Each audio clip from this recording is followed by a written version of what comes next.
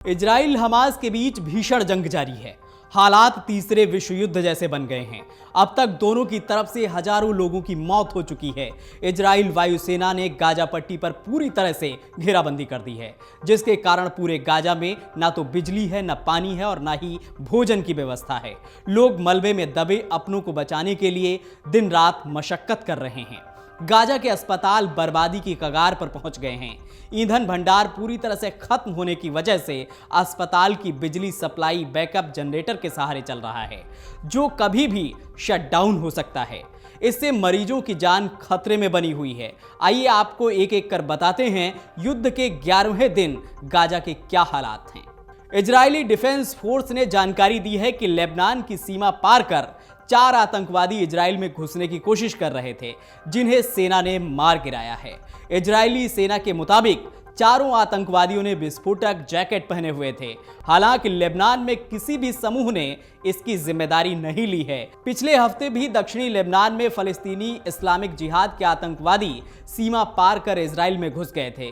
इसके बाद इजरायली सेना और आतंकवादियों के बीच झड़प हुई थी, जिसमें 3 लोगों की मौत हो गई थी और कई अन्य लोग घायल हुए थे। तो वहीं अब लेबनान इजराइल सीमा पर हिजबुल्लाह समूह और इजरायली सेना के बीच तनाव बढ़ गया है। आशंका है कि अगर इजराइल गाजा में जमीनी अभियान शुरू करता है तो हिजबुल्लाह और अन्य ईरान समर्थित समूह हमास का समर्थन करने के लिए अपनी कार्रवाई को बढ़ा देंगे। इस बीच मलेशियाई प्रधानमंत्री अनवर इब्राहिम ने चेतावनी दी है कि अगर क्षेत्र में हमास के खिलाफ इजराइल का युद्ध जारी रहा तो गाजा में संकट नरसंहार में बदल सकता है।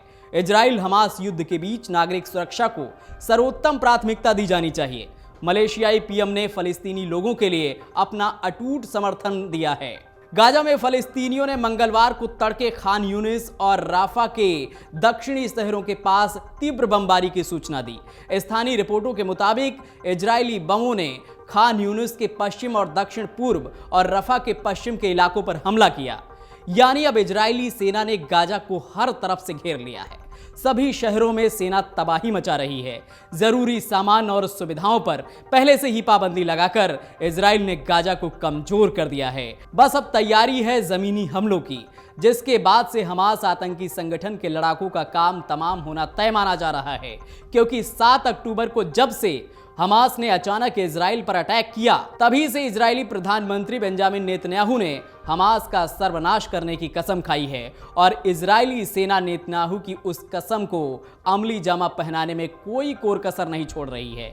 गाजा पर चौतरफा हमले कर इजरायली सेना तबाही मचा रही है। उत्तरी गाजा खंडहर में तब्दील हो चुका है।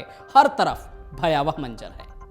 अगर आप ये वीडियो YouTube पर देख रहे हैं तो हमारे चैनल को सब्सक्राइब करें और बेल आइकन को दबाना ना भूलें। अगर आप Facebook पर ये वीडियो देख रहे हैं तो हमारे पेज को लाइक करें।